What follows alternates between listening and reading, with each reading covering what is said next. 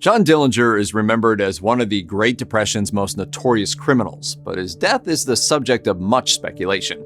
Keep watching to find out why his autopsy was anything but ordinary.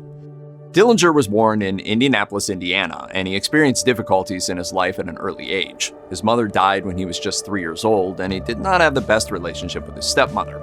According to Biography, he committed petty theft as a boy, and he was part of a gang called the Dirty Dozen.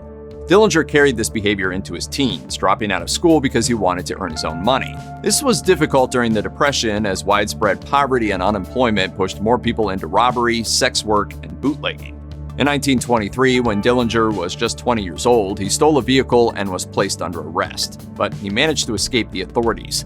He knew that he couldn't go back to his home, so he joined the U.S. Navy as part of his escape plan. Though he finished basic training, he soon realized that the discipline and strict rules weren't for him. It was 5 months into his assignment when he jumped ship and was dishonorably discharged as a result. For the FBI, Dillinger had difficulty getting a job soon after leaving the Navy, which led him back to his life of crime.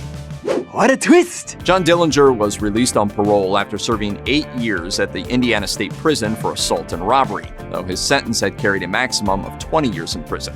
Life behind bars didn't seem to deter him from committing crimes, as he robbed banks soon after his release.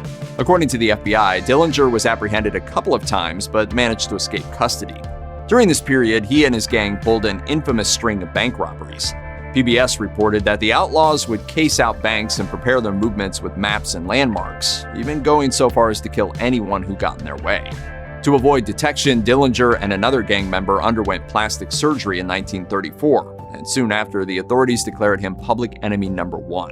In July 1934, a friend of Dillinger's tipped off the authorities of his whereabouts in exchange for leniency in her own case. According to history, Dillinger was exiting the Biograph Theatre in Chicago when FBI agents ordered him to surrender. When he tried to flee, he was shot dead. Reports indicated that the agents had cause to shoot, as Dillinger had used his gun and 2 civilians were wounded in the scuffle. In the years since, speculation has arisen that Dillinger was not the one killed in the shootout because autopsy reports were inconsistent with his medical records. However, it was widely known that he went to great lengths to conceal his identity, even using acid on his fingers to remove his fingerprints. The autopsy on John Dillinger's body was performed a day after his death, but the report went missing. After 50 years, it was discovered inside a brown paper bag at the Cook County Medical Examiner's office. According to the Indianapolis Star, the report indicated that the body had a height of 5 feet 7 inches and was 150 pounds. When compared to information on Dillinger's driver's license, these details seem to fit. It was also reported that he had sustained 4 bullet wounds from the shootout, 3 of which were superficial.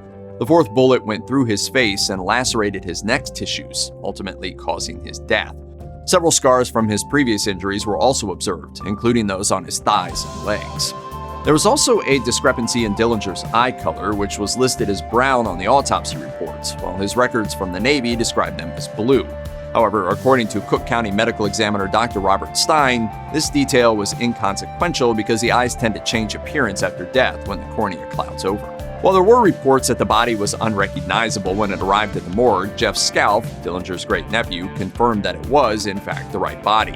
He claimed in an interview with ABC Chicago, "It was rushed. It was very hectic that night. John was a legendary figure, and so I think there were some mistakes made. When I was younger, I wanted to believe that he got away, that it wasn't him, but it was him." Check out one of our newest videos right here. Plus, even more grunge videos about your favorite stuff are coming soon. Subscribe to our YouTube channel and hit the bell so you don't miss a single one.